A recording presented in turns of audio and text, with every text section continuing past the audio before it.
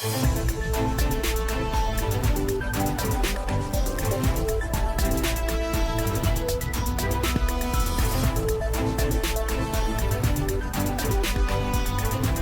bé. Continuem quan són les 12:28 del migdia i si fa uns instants parlaven de creadors en contingut en valencià. Ara anem a parlar amb un dels responsables d'una ONG, podríem dir d'ajuda internacional, que té el seu punt logístic a Borriana. Tenim amb nosaltres a Vicent Alexandre, ell és membre de la ONG de suport l'Aurora. Molt bon dia, Vicent, i moltes gràcies per estar ací. Hola, un plaer, encantat. Bueno, la gent pot siga que conegui de la vostra tasca que es fa al port de Borriana perquè repa moltíssimes embarcacions que fan este rescat a aigües internacionals de gent que per desgràcia no el queda altra eixida que sortir a la mar, arriscar la seva vida, i hi ha organitzacions internacionals i nacionals donant-los aquests rescats i aquest suport.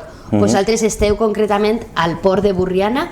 Quan naix aquesta associació i per què? Bé, el que és el moviment de recolzament a les ONGs que estan venint a fer actuacions en els seus vaixells comença en 2018 amb l'arribada de l'Open Arms, de Proactiva Open Arms.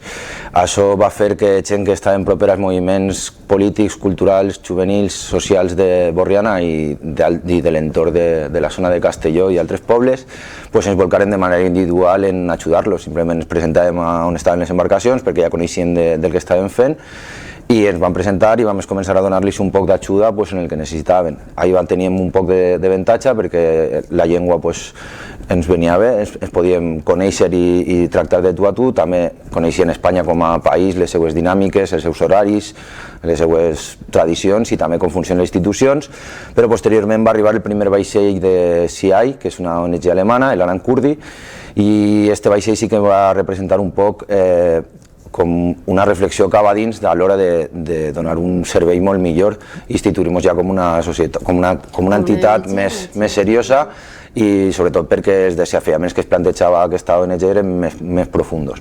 I parlam d'aixòs desafiaments, o sigui, clar, una cosa és el que tu vas dir, l'idioma i l'inici del recolzament, però i quin va ser l'anàlisi després de rebre aquesta embarcació a Alemanya? Clar, les seues demandes no eren demandes com te pugui fer una altra entitat en la que col·labores, un esplai, un agrupament escolta que necessita un monitor, eren coses més professionals i sobretot que necessitaven una resposta molt més ràpida. És a dir, nosaltres molts venim dels moviments assemblearis i per desgràcia a vegades no som lo suficientment pràctics o resolutius. Aleshores ens vam donar compte que si realment volíem col·laborar d'una manera eficient nosaltres teníem que ficar-nos les piles i poder treballar a un nivell pràcticament professional en molts aspectes. Aleshores això ens va donar una espentoneta, després va vindre una altra, després va vindre un altre vaixell i així a poc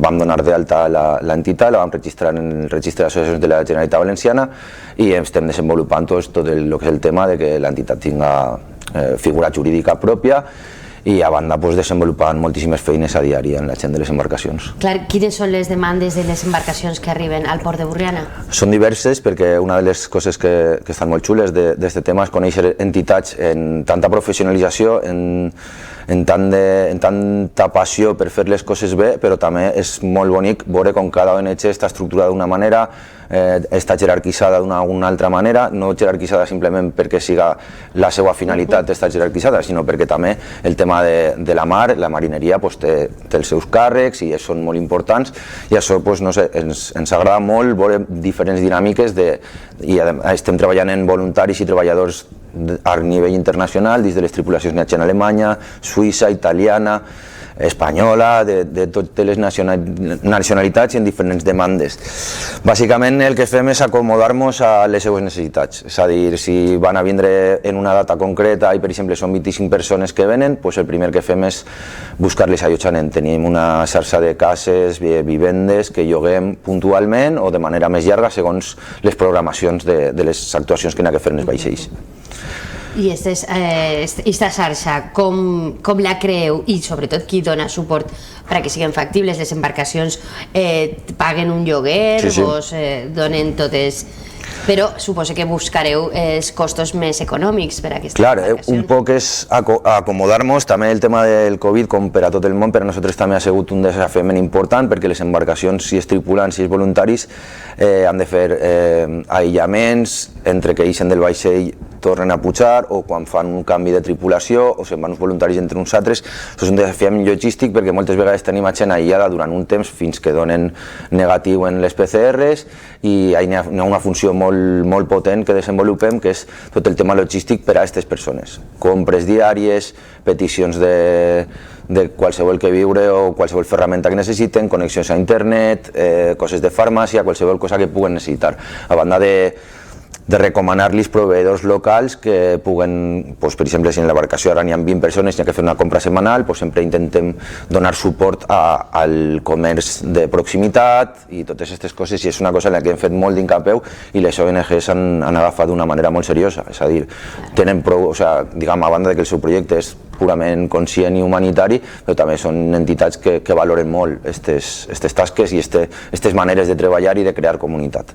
De fer a Borriana un port solidari, entenc que la societat de Borriana, per el que tu dius, per aquesta forma de revertir en quant a l'alimentació, els lloguers que pugueu tindre, com ho accepta o com ho viu la població de Borriana? Bueno, este últim tema que comentàvem, del tema de ser conscients i la importància que té per a l'economia, la importància, el que va repercutir econòmicament les activitats d'aquestes ONGs, és una cosa que treballem des de la convicció, però alhora també l'estem treballant des de fa un temps, perquè veiem que des d'alguns sectors de la societat, sobretot els més propers a l'extrema dreta, s'estan fent una sèrie de discursos de criminalització sobre el treball del voluntariat, sobre la importància que té el rescat humanitari.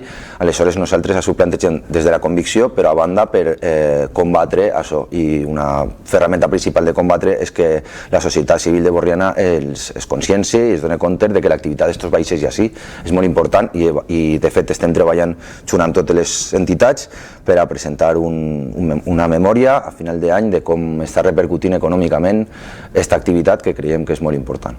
Podríem parlar d'aquestes activitats de rescat. Suposo que les xifres, com diàriament les veiem o no les veiem, perquè no informen els mitjans de comunicació, però les víctimes continuen estant ahí i la gent migrant continua estant ahí. Sí. Quants vaixells aproximadament que vosaltres sapigueu o que vosaltres teniu contacte treballen diàriament al Mediterrani? Ara nosaltres, actualment, a dia d'avui, en el port de Borriana tenim 5 vaixells de 5 ONGs diferents. En tenim un parell més actuant i en tenim 2-3 més bloquejats per l'estat italià i per Europa concretament.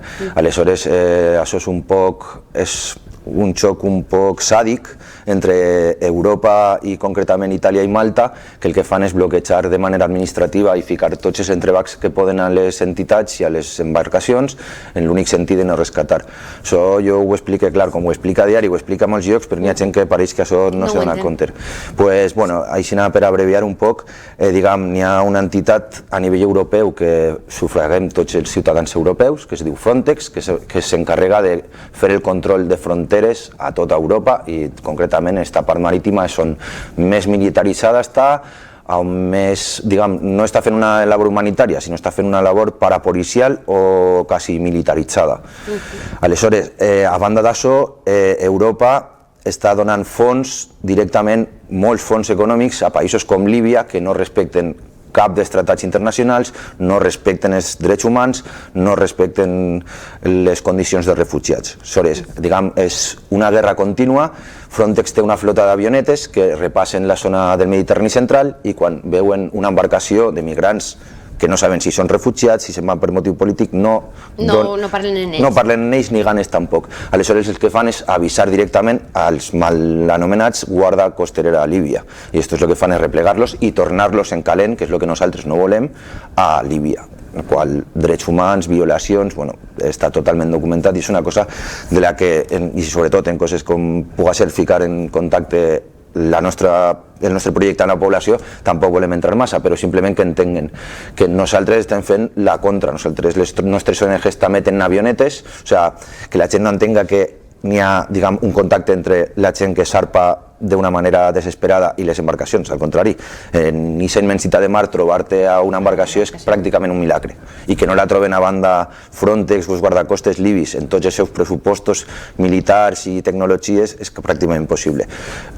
Així el cuit de la qüestió és que nosaltres també tenim avionetes en grans pressupostos finançats per aquestes ONGs que estan pentinant a la vegada la mateixa zona marítima. Aleshores, quan detecten una embarcació d'aquest tipus, el que fan és contactar amb tota la resta d'ONGs i la que més propera està, o per logística o per el que siga, és la que s'ha de replegar, es replega. I demana un port segur a Itàlia o a Malta. La resposta normalment d'Itàlia és el puerto seguro, el tens allà enfront, que és Líbia. I aleshores la nostra gent no vol deixar a gent que pot estar vulnerant els seus drets per motius sexuals, per motius polítics. No considerem que Líbia sigui un port segur perquè de fet no ho és.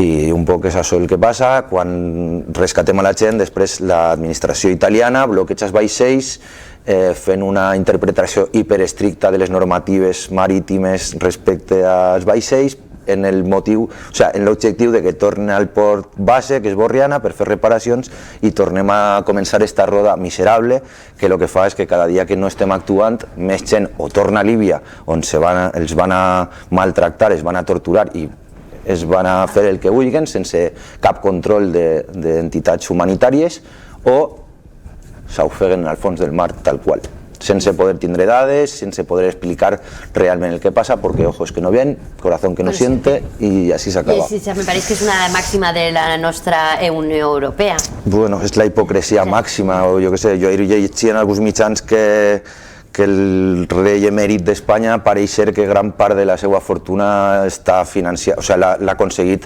venent armes a països àrabs. Si estem en aquests nivells de democràcia i de qualitat democràtica, va ser un poc complicat que això arribi. Pues sí, parlant, perquè no voldria que no donarem la realitat del que estan vivint aquestes persones. La veritat és que si tens alguna xifra, algunes dades, encara que siguin dolentes, no tinc cap problema en que les dones a conèixer, perquè quan no esteu vosaltres i quan no està, per exemple, una embarcació a la que no li doneu ajuda a vosaltres i tampoc és interceptada, per dir-ho així, per Líbia o per aquesta Comissió Europea, aquestes persones veritablement poden arribar a estar a l'altra... Sí. Arriben i aquests caiucos i aquests barques? N'hi ha gent que arriba. Evidentment és molt més fàcil, és un trajecte hipercomplicat perquè és molt llarg, però ells que la gent no tinga dubtes de que ells quan ixen en la intenció d'arribar pels seus mitjans. Clar, diguem que les fronteres europees no s'acaben en aquesta línia. Un xaval o una xica que pugui arribar a Pozzalo en un vaixell i no va en intenció d'estar en Pozzalo, segurament voldrà anar a Bèlgica on té família o té un contacte o té una amiga, o a Alemanya o a Madrid o a Catalunya. Tampoc aquesta gent vol estar malvivint i buscar un nucli de convivència. Aleshores, quan això passa, la frontera segueix. Si a tu te detenen en una estació en Berlín i te demanen papers, la frontera no se'ls acaba mai, fins que poden arribar a un lloc on realment se pugui estudiar el seu cas i veure si realment els hem d'acollir com a refugiats o què és el que n'hi ha que fer en aquestes persones, perquè també n'hi ha que valorar l'esforç i no sé, com empatitzar en aquesta gent de com algú és capaç de fer esta odissea personal en un resultat quasi en un 80% de que vagi mal o pitjor que mal. Aquestes persones, quins són els països o els llocs en els que estan més garantides les seues... l'estudi almenys del seu... Això ja seria ficar-me un poc en terrenys pantanyosos, però ja sabem que quan, no sé, Alemanya, per exemple, dona una sèrie de garanties que en Espanya, potser no les tracten bé. Diguem que els països també és un poc una hipocresia constant, no? Perquè pareix ser que el que més rebem la immigració per la latitud en la que estem som nosaltres, però després tampoc és tan cert que tota aquesta immigració se queda així. Sí, és lògic també. L'entrada a Europa. Jo també ho veig un poc com se parla que aquesta gent són migrants i nosaltres som hipermigrants també, tota la gent de la meva generació i anteriors estan migrant constantment en bones formacions, en bons estudis, estan tenint que migrar a Alemanya o al nord simplement per condicions laborals, per fugir de la precarietat, per no poder accedir a una vivenda. Això és tot aquestes coses no passen de manera casual, ni els fluxos migratoris, ni perquè nosaltres som una bona mà d'obra en el nord d'Europa en la formació que tenim. Tot això ve per una sèrie de qüestions econòmiques que són el que, per desgràcia, impera en el món en què vivim. Pues sí, la veritat és que sí. Dintre del grup de suport de l'Aurora teniu algunes necessitats, algun missatge que volguereu traslladar a la societat de la província per al vostre recolzament? Per exemple, he vist que a la web que teniu un projecte, no sé si encara estarà en marxa, de 10 bicis. No sé si teniu alguna necessitat. Este és un projecte que és curioset perquè normalment a la temporada d'hivern tenim els pisos i les cases les tenim a la zona del port, però clar, com ara és estiu, els preus pugen i aleshores hem d'allotjar els voluntaris dins de lo que és el poble i aleshores ja són 2 quilòmetres i pico, aleshores el que fem és aconseguir les bicicletes per a que puguen desplaçar-se, no tinguin que dependre de vehicles, busos i perquè facin via normal. També una cosa superimportant que fem en el recolzament és el recolzament personal. Diguem que aquests voluntaris i aquestes persones pareix que siguin un ente i no, són persones que estan vivint situacions molt complexes, allunyats de la seva casa, del seu entorn familiar i aquest acompanyament que fem últimament també és molt important, no que necessites un raspall de dents i no sé què, no, quedem un rato, xerrem, intentant contar-me, saps? Perquè hi ha situacions molt dures. Molt dures. Sí, i respecte als projectes estem en dos, no sé el temps que tenim, però te'ls desenvolupo així ràpidament. Tenim un per un costat que se diu CESORMED, que és un centre de suport a les ONGs que rescaten el Mediterrani, que estem negociant en diverses institucions, en ports i aeroports de la Generalitat Valenciana. Hem tingut reunions en la direcció perquè volem una instal·lació de 750 metres quadrats per a instal·lar uns contenedors de port numerats, rotulats. Estem ja en un projecte d'enginyeria perquè el que volem és donar-los un espai més digne a les ONGs per a que puguen treballar i més ordenat i més harmoniós en el reste d'activitats que es desenvolupen en el port. Això és un projecte del que a les institucions li estem demanant sobretot que ens ajuden, que no ens donen res, però que ens ajuden en tot el tema administratiu i el tema de finançament el va ser recolzat 100% per les entitats perquè és prioritari.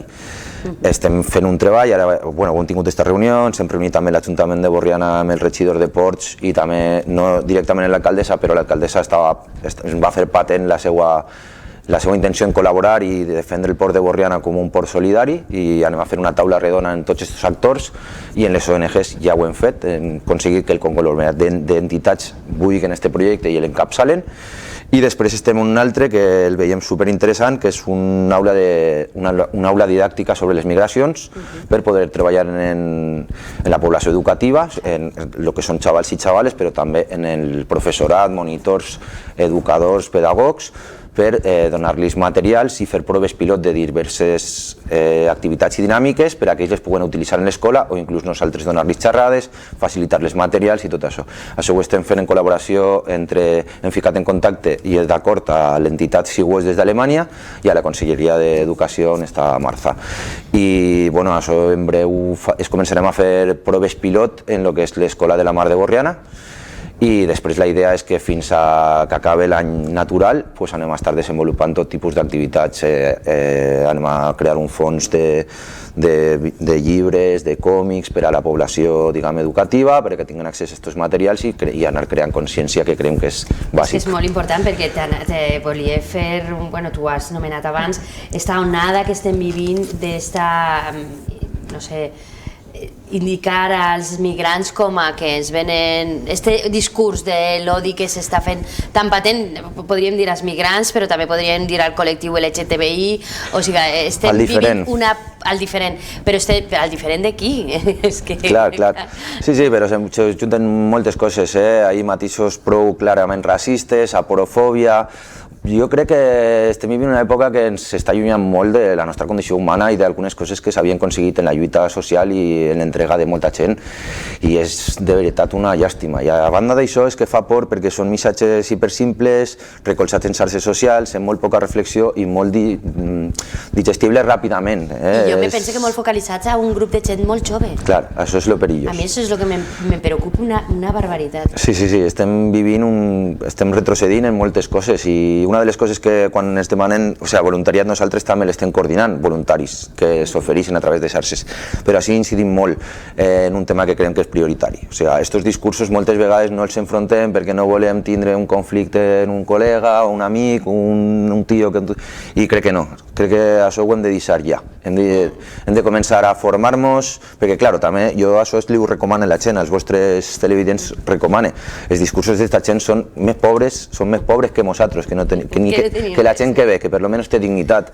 Això són discursos que llegir un poquet, informar-te un poc, llegir un blog, ja te dic 2 llibres, pues ja seria la pera limonera, saps? Que n'hi ha penya que igual no està per estos, però que te dic que no hem de deixar i ser buit per la nostra part, per la part que encara tenim sensibilitat per la humanitat i encara tenim ganes de que això no sigui un infern per a tots, saps? I això és important, en la cafeteria, en el discurs quan estem fent un cafenet en els companys de feina, en ta mare, en ton pare, no deixar-ho, perquè l'altre és que l'altre va a ruixar de gasolina i el nostre n'hi ha que moure-ho poc, però si ho deixem en mans d'ells soles, jo penso que acabem molt camí com a societat ens deixa, com a civilització ens deixa fatal. Sí, no, total. Vamos, avergonyits moltes vegades quan escoltes les notícies i veus la informació nacional que hi ha, perquè, bueno, pues estem davant d'un sentiment, bueno, no, pareix que no tinguin sentiments i que mos els vulguin arrebatar. Hem vist les imatges lamentables que va succeir a Melilla i a Ceuta, a Missa... Jo amb una altra companya, un altre mitjà de comunicació, vaig tenir una entrevista no fa molt i era molt recient lo de la xica esta i no sé, és que va a l'arrel, saps? Aquestes actituds, poder criticar a una companya, a una treballadora social o una voluntària que està fent aquesta feina, que simplement li està donant un abraç a un xic, que no es planteja qui és, ni com és, ni què ha fet, que este xaval tenia al costat a un germà que s'estava morint, saps? I aquesta falta d'humanitat que va aquesta persona que està donant aquesta abraçada és que és el que ens ha de fer reflexionar realment. Saps? Això és important i jo crec que anem perduts de valors en aquest aspecte. Pues sí, anem perduts de valors, però intentarem donar a conèixer les vostres propostes, les vostres activitats, de la resta d'ONGs per supost també, perquè pensem, o jo pense almenys que entre tots devem de ficar-nos una miqueta el dit a l'ull i fem-nos, encara que sigui 5 minutets al dia, una miqueta de pensar. A més, era l'única manera, la nostra pressió, a banda de les nostres actituds de com coeducar-nos i com ser una societat civil potenta, també estos temes que estiguen damunt de la taula és el que em pot fer que les institucions, que els polítics es fixen i puguem centrar un poc l'atenció de cap a on pensen que ponen les coses. Ja, però és que tenim que fer tant de treball. Ja, però nosaltres a vegades, jo vinc per exemple dels moviments socials de sempre i n'hi ha vegades que dius, tira la tovalla, no? Però crec que no, cada un al seu estil o en el temps que té, però crec que no està mal dedicar una estona al dia o en les amistats a no deixar-nos que tot siga consumir, treballar i que això arribi i s'acabe, no? Jo què sé, com a societat civil. És que si no, ara estem dient, són els immigrants i estan ahí, o ara són no sé qui, o és una empresa que han tancat i estan del carrer, però a mi no me toca, i mai mos toca. Sí, mai mos toca, hasta que un dia a un altre mos ve un virus, mos està bé el món i mos dice com dient, ja sí que ha passat. O pèrdua d'una sèrie de, jo què sé, de drets i de llibertats que no mos enterarem i allí els anirem perdent i mira, quan anem a buscar no tindrem res. La veritat és que sí, Vicent, se mos acaba el temps. Moltíssimes gràcies per haver estat així en nosaltres avui parlant i donar-nos a conèixer aquest projecte de l'Aurora al Port de Borriana i sapigueu que teniu les portes sempre per el que necessiteu comunicar a la societat i sobretot estem molt interessats en aquests projectes educatius que quan es fiqueu en marxa anirem a fer-vos un reportatge. Moltíssimes gràcies. Moltíssimes gràcies a Vicent. Nosaltres continuem, fem una paradeta ràpida per a la publicitat i tornem en 2 minuts.